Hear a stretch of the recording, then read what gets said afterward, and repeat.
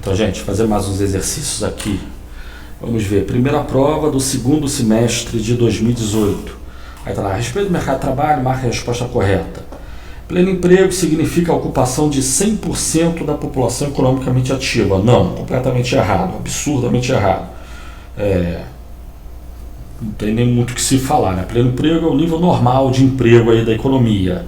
É difícil de calcular o pleno emprego, relativamente difícil de definir também, mas pleno emprego é o nível médio histórico de emprego alcançado pela economia em perfeito funcionamento. É difícil de estimar exatamente, além do que o pleno emprego muda de tempos em tempos e de país para país. Então, item A, falso. Item B, a pleno emprego não há desemprego na economia. Não, falso. Tem desemprego, só que é desemprego voluntário, tá? Item C, o desemprego é fruto da rigidez de preços e salários. Não, já falamos sobre isso na matéria no vídeo anterior, né? Primeiro você tem desemprego voluntário, que não tem nada a ver com crise econômica. A rigidez de preços e salários associada à escassez de demanda de produção, demanda agregada na economia, isso pode gerar desemprego involuntário. Mas o desemprego por si só não é dado pela rigidez de preços e salários. Então, A, errado, B, errado, C, errado. Item D. Um aumento no nível de emprego da economia sempre é acompanhado por um aumento nos salários nominais. Pegadinha, né? Você tem a demanda e a oferta de trabalho. Pode ser que... pegadinha não é fácil, é só você considerar que houve um aumento na oferta de trabalho. Então, isso vai levar a aumento no nível de emprego e redução dos salários nominais, desconsiderando que haja rigidez de preços e salários ou que os salários estejam acima do mínimo estabelecido pela rigidez de preços e salários, né? Mas então D está falso, tá? Item E. Um aumento no nível de emprego da economia sempre é acompanhado no curto prazo por uma redução dos salários reais. Esse sempre é pegadinha, hein? Eu vou dizer que sim. Primeiro, porque eu botei ali no curto prazo, eu estou dando a entender, fica subentendido que o nível de tecnologia da economia está dado e o estoque de capital também está dado. Então, a produtividade da economia está dada. Então, o aumento no nível de emprego a curto prazo sempre é acompanhado por uma redução de salários reais, sim, porque como a gente viu, as firmas vão pagar de salário real um valor, vão pagar no máximo um valor de salário real máximo o equivalente à produtividade do trabalho. E a curto prazo, dada a tecnologia e estoque de capital, a produtividade em condições normais tende a ser decrescente, né? Então, como a produtividade é decrescente, com relação ao nível de emprego, quanto maior o nível de emprego, menor a produtividade, menor o salário real. Então, ou a gente até pode ter aumento de salário nominal, os salários aumentam 10%, mas se os salários aumentarem 10%, salário nominal aumentar 10%, então os preços aumentaram 20%. Então, o correto é item E, tá? Aí mais um exercício. Primeira prova do segundo semestre de 2018. A respeito da curva de Phillips, marque a resposta correta. Item A. A curva de Phillips original relacionava a taxa de desemprego com a taxa de inflação. Não. Relacionava a taxa de desemprego, vamos ver se dá para corrigir aqui, de desemprego, não, fica assim mesmo. A taxa de desemprego com a taxa de variação de salários nominais. Item B. A curva de Phillips aceleracionista, que é a de Friedman e Phelps, indica a existência de um trade-off estável entre inflação e desemprego. Não. Ela é vertical, inelástica ao nível de pleno emprego. É a curva de Phillips de longo prazo, inelástica ao nível de pleno emprego, tá? Item B, errado. Item C, a curva de Phillips alterada por Solow e Samuelson, né, não está escrito ali, mas são os dois, indica a existência de uma taxa natural de desemprego na economia. Não, isso é a ideia de Friedman e Phelps, tem a ver com o conceito da curva aceleracionista, ou aumentada pelas expectativas. Então, pegadinha, né? Essas questões aí. Eu estou dizendo que um disse o que o outro falou, então fiquei errado.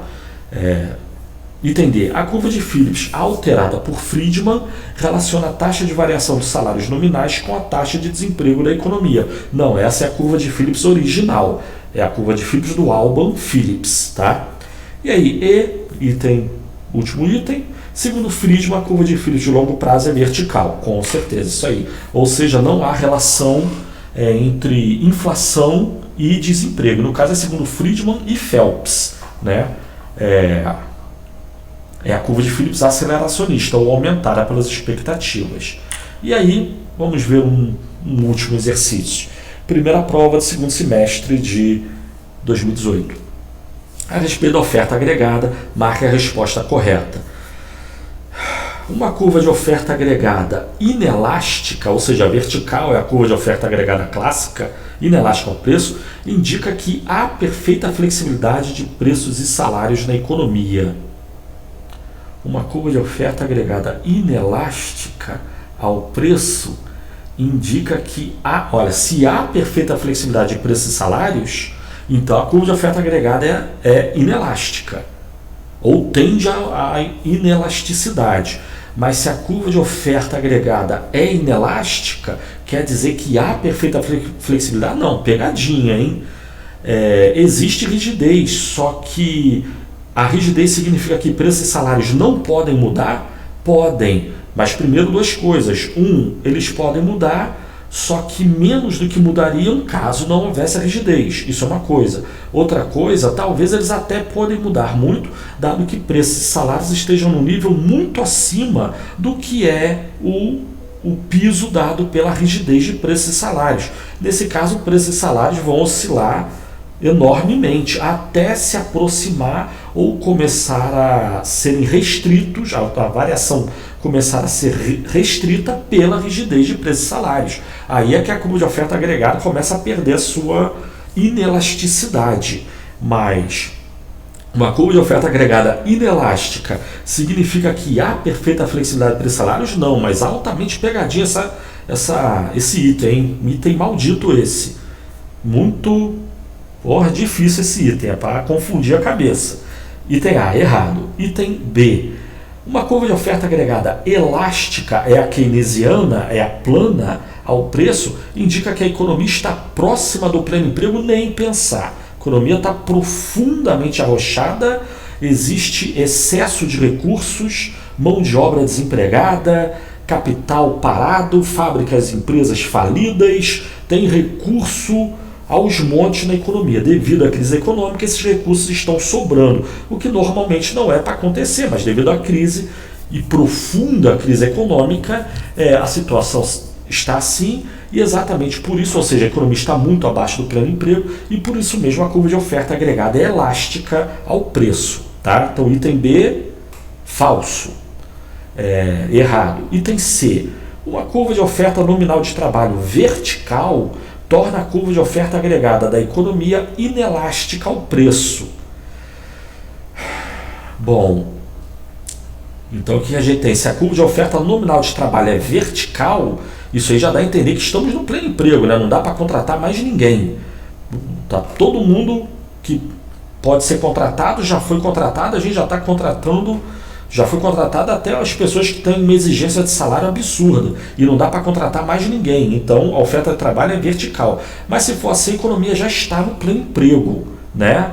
E se a economia está a pleno emprego, então a oferta agregada da economia é inelástica ao preço. Ou seja, mesmo que os preços subam muito, a demanda de trabalho vai aumentar. Só que a oferta de trabalho é vertical, inelástica. Então não dá para contratar mais ninguém. Então não dá para produzir mais. Então mesmo que os preços subam, a produção não aumenta, o emprego e a produção não vai aumentar. Não tem mais ninguém para ser contratado. Forma de falar, exagero, lógico, mas é a ideia da questão. Então tá certo isso aí. Uma curva de oferta nominal de trabalho vertical, inelástico, torna a curva de oferta agregada da economia inelástica ao preço? Sim, com certeza. C, tá certo essa C. Vamos ver as outras. D, uma curva de oferta nominal de trabalho elástica.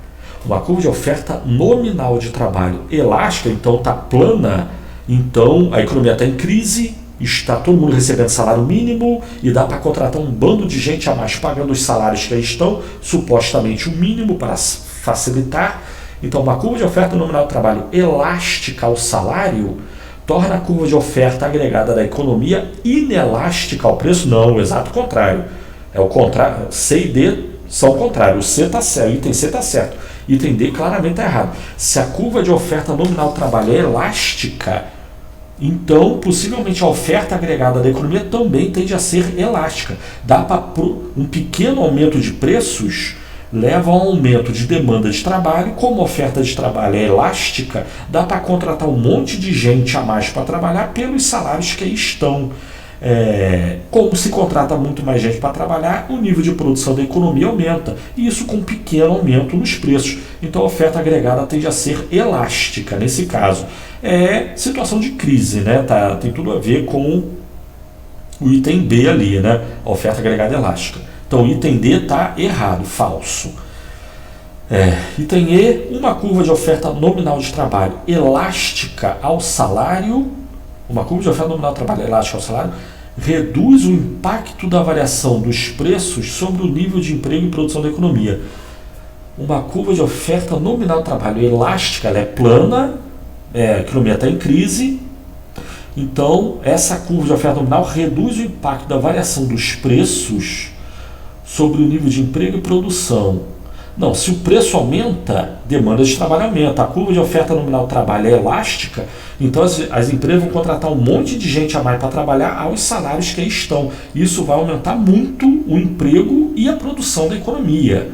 Então, ao contrário do que diz a questão, uma curva de oferta nominal de trabalho elástica ao salário aumenta o impacto da variação dos preços sobre o nível de emprego e produção. Então, o item E está errado. Então, o que foi? A errado, B errado, o item certo é o C, tá? Mas, enfim, fizemos aí 6 ou 7 questões e aí a matéria da primeira prova fica encerrada aqui, tá? Aí vamos entrar na segunda parte agora, que é a demanda agregada. Então, valeu então, tchau.